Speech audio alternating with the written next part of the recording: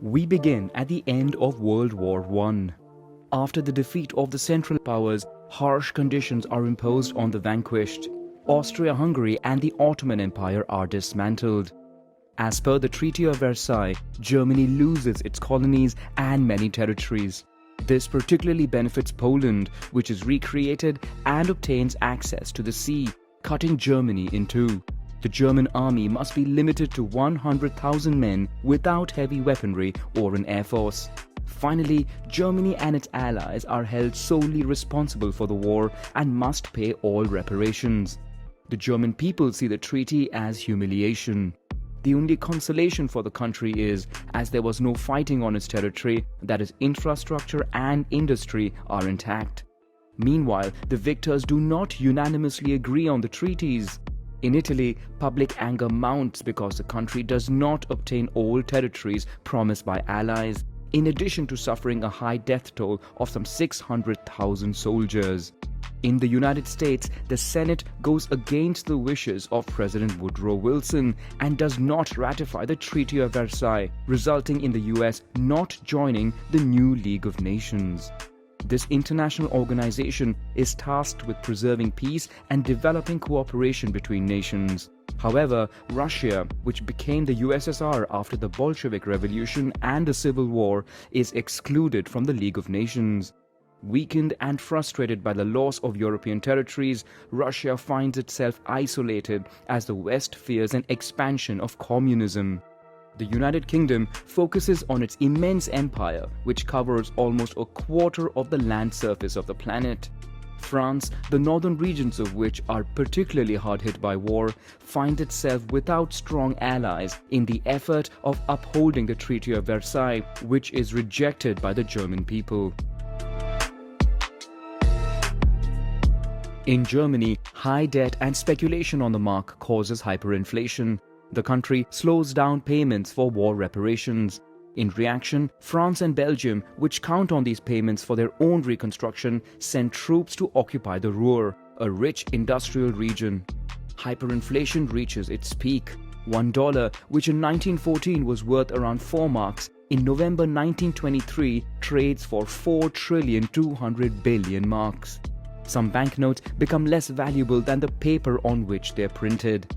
The United States and the United Kingdom propose a plan to adjust German debt and grant credit to the country so that it can revive its economy.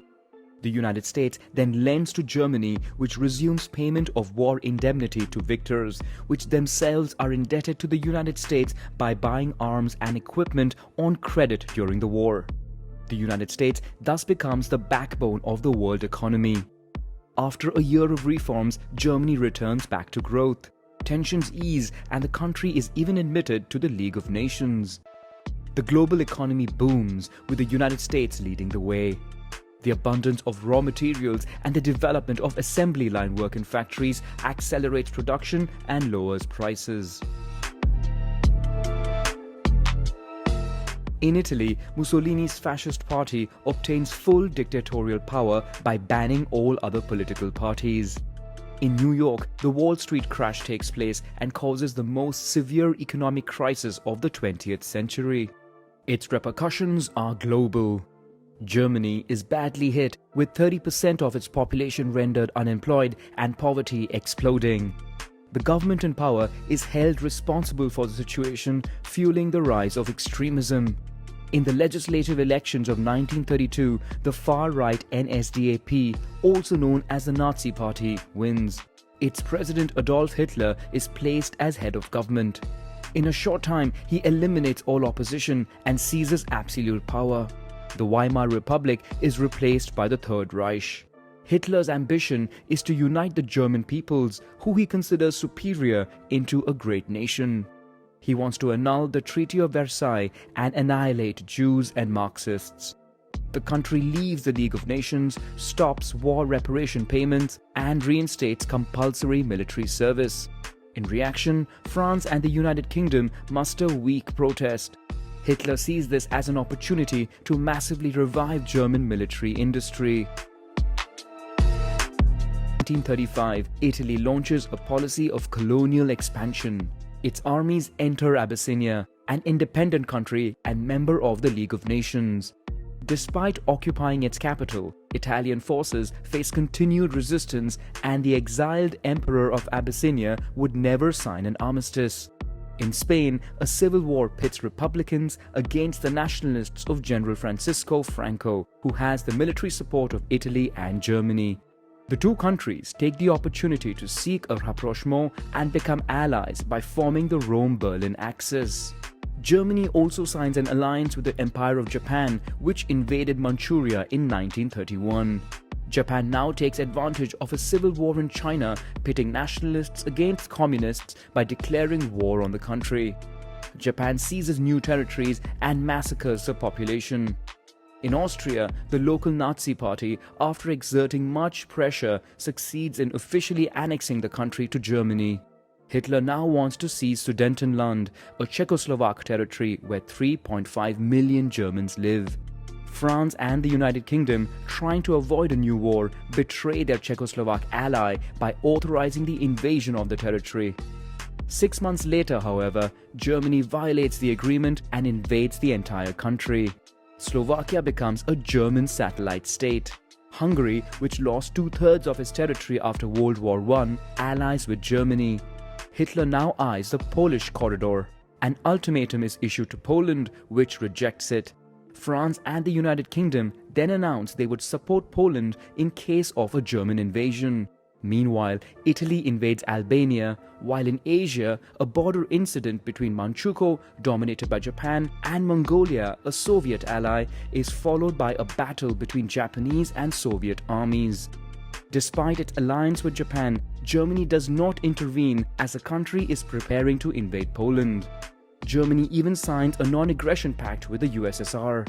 A secret protocol delimits the spheres of influence of the two powers in Poland and in Eastern Europe. After its defeat, Japan abandons its westward expansion and instead focuses attention to the south.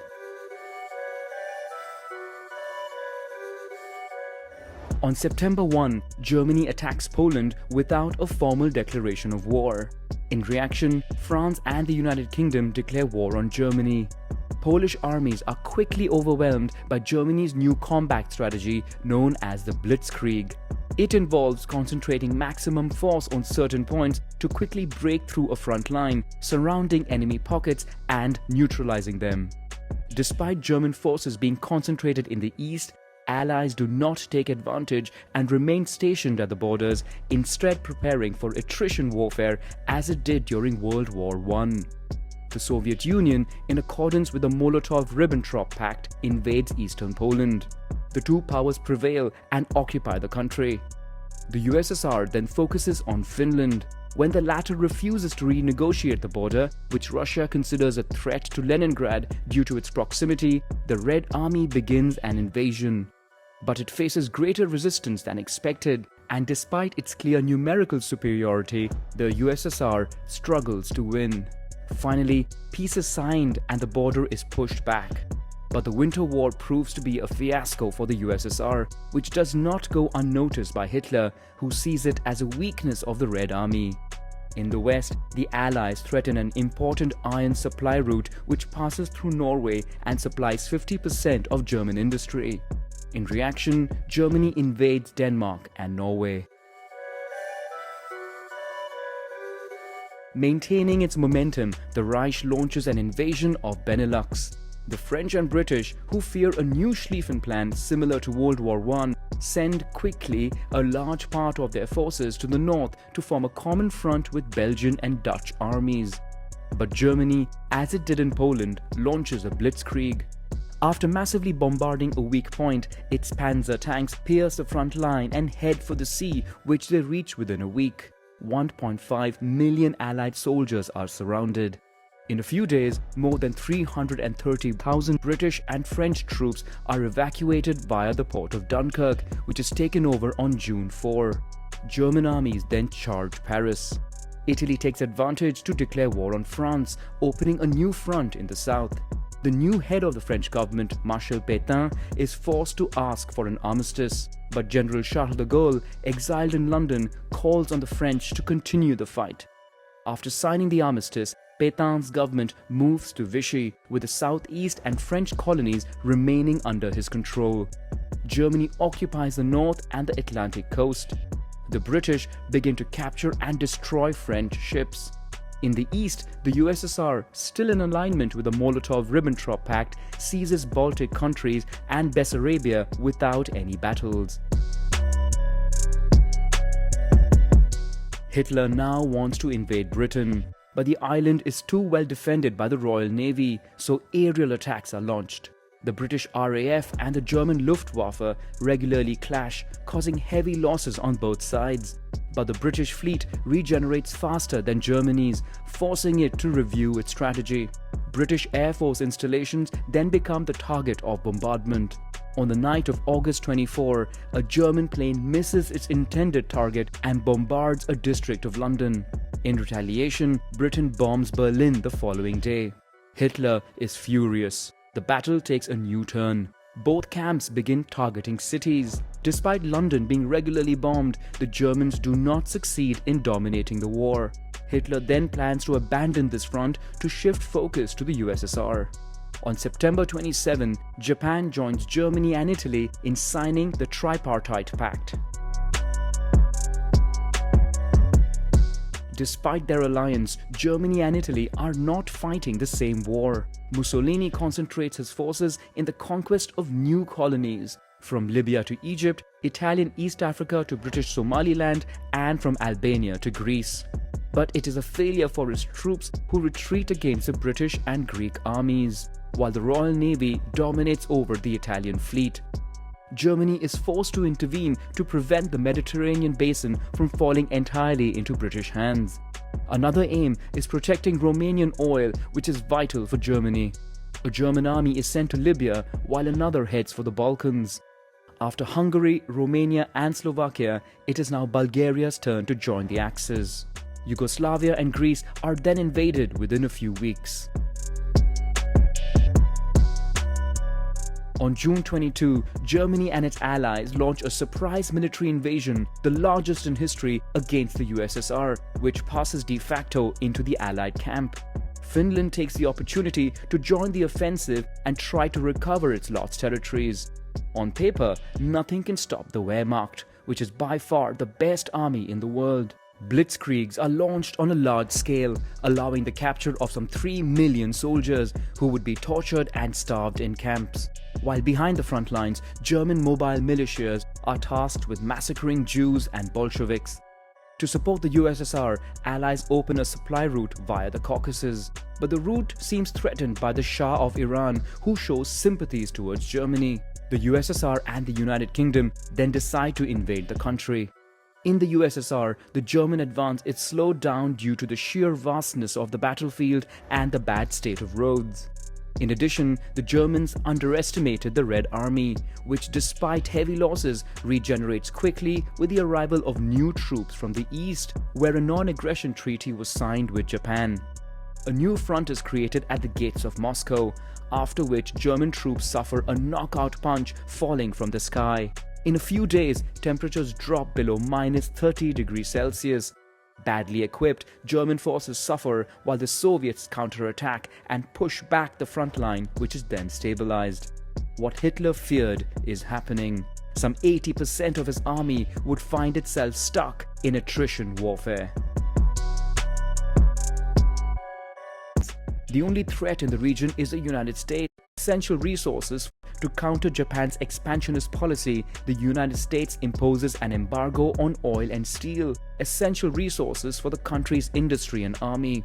However, in the southeast of the continent, in the European countries, there are large reserves of oil, iron, and rubber. With European powers preoccupied with war on the old continent, Japan thinks it can quickly seize these lands. The only threat in the region is the United States, and mainly its powerful Pacific Fleet stationed at Pearl Harbor. Japan decides to strike hard and by surprise in order to delay as much as possible any military intervention by the United States. On December 7, without a declaration of war, the Japanese Air Force bombs the military port of Pearl Harbor. The offensive is successful, although damage is limited. The United States, which already supplies the United Kingdom, the USSR and China with arms, joins the Allies. But they would need a few months to repair their fleet, accelerate their arms race and enter the Pacific. Japan takes advantage of this delay to successfully begin its conquest of Southeast Asia. Civilians are largely targeted throughout the war. Japan massacres populations in conquered countries. In Europe, Nazi concentration camps, initially intended to lock up political opponents, become killing factories. Jews, gypsies, Jehovah's Witnesses, homosexuals, and people with disabilities are exterminated there. In occupied territories as well as in Germany, pockets of resistance organize. In Western Europe, resistance is mainly non-violent, manifesting via strikes, refusal to collaborate, propaganda, sabotage, and intelligence. In the East, mainly in Poland, Yugoslavia, Greece, and in the occupied Soviet territories, militias launch guerrilla warfare against the invaders. In the Atlantic Ocean, German submarines, called U-boats, attempt to blockade Britain by sinking commercial ships that supply the island. The United States, for its part, secretly embarks on research to develop atomic weapons. In addition, the country now gets ready to engage in the Pacific. In 2 months, 2 decisive battles put an end to Japanese expansion. On the Eastern Front, Hitler launches a new offensive, this time focused only towards the south, targeting the important oil reserves of the Caucasus and cutting off the Allied supply route. Axis troops quickly reach the gates of Stalingrad, but the industrial city is fiercely defended by the Soviets. In the South Pacific, Allied forces, with the United States in the lead, launch a counterattack, the objective being to move from island to island all the way to Japan. In addition, the United States uses submarines to sink ships that transport resources to Japan. In Egypt, British troops win a decisive battle that definitively pushes Italo-German forces out of the country, while in the West, an Allied landing allows the rapid capture of French colonies. In retaliation, the Germans and Italians invade Vichy France. In the USSR, as the 6th German Army managed to seize with great difficulty 90% of Stalingrad, a Soviet counterattack takes place outside the city. They drive out Romanian troops who form the rear flanks and surround the 300,000 German soldiers in the city. After 2 months of resistance, they are forced to surrender. In Africa, the last Axis troops are defeated. The Allies control the continent and now set their sights on southern Europe. A first landing takes place in Sicily. On the Eastern Front, Hitler tries to maintain the upper hand by launching a new offensive on Kursk, which leads to the biggest tank battle in history.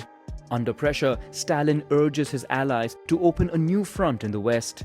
The United Kingdom and the United States first want to weaken and demoralize Germany by intensifying bombing of industrial centers and cities. Hamburg, the country's second city, is largely razed to the ground. In Kursk, despite heavy losses, the Soviets prevail and gain the upper hand over the Germans.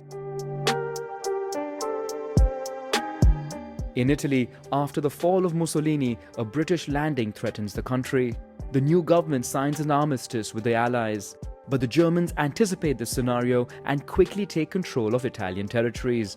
With an Allied victory now seeming possible, Stalin for the USSR, Churchill for the United Kingdom, and Roosevelt for the United States meet in Tehran to prepare for the end of the war.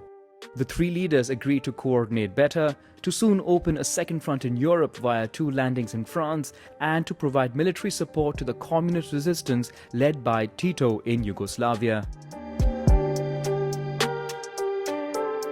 In the east, the siege of Leningrad ends after 872 days, claiming the lives of at least 1 million civilians. In the west, after the bombing of German factories which produce coal-based synthetic fuel, Allies are now ready to open a new front. The biggest military landing in history allows troops largely from the United States, the United Kingdom and Canada to gain a foothold in Normandy.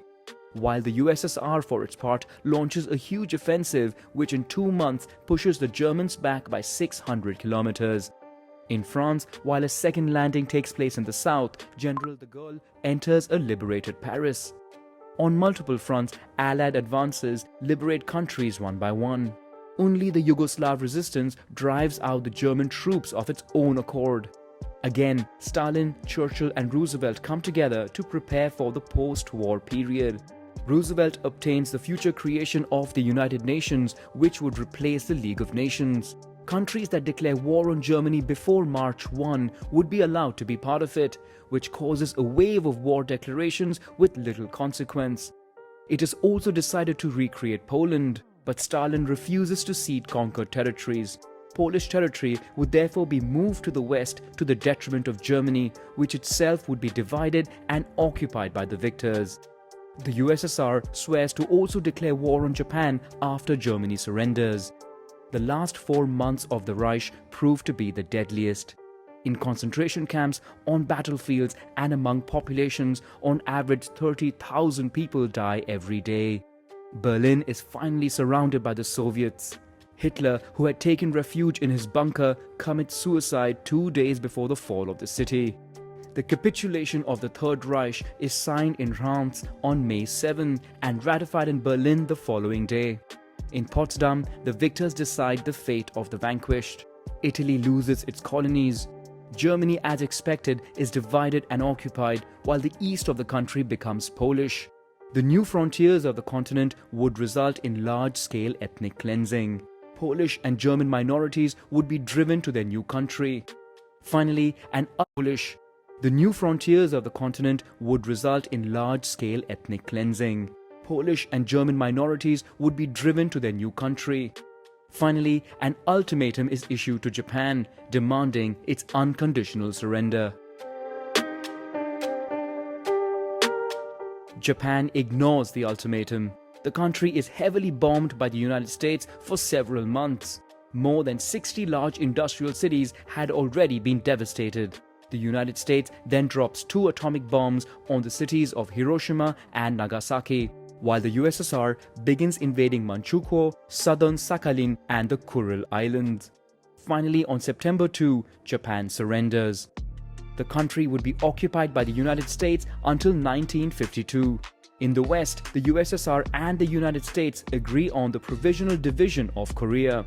Finally, in Indochina, the French regain control of their former colony but face opposition by some Vietnamese groups claiming independence. Colonial empires worldwide are weakened as independent movements gain momentum, provoked by the heavy involvement in war and high death tolls. World War II is the deadliest war in history, with an estimated 75 million deaths, of which 66% are civilians. The Soviet Union and China are by far the most affected, while in China, civil war resumes between communists and nationalists. In Europe, almost 3 million tons of bombs were used, devastating the continent. Many cities are destroyed, mainly in Germany. The continent finds itself divided, with the East under Soviet influence and the West under US influence. For the first time, Germany and France would come together to revive the economy and preserve peace by creating the European Coal and Steel Community, the predecessor of the European Union. At the international level, the United Nations is created and tasked with preserving peace.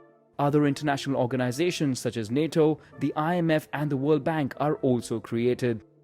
From an energy point of view, the great powers begin a nuclear race and scramble to control global oil resources. Rivalry accelerates between the USSR and the United States. The two superpowers would embark upon a Cold War.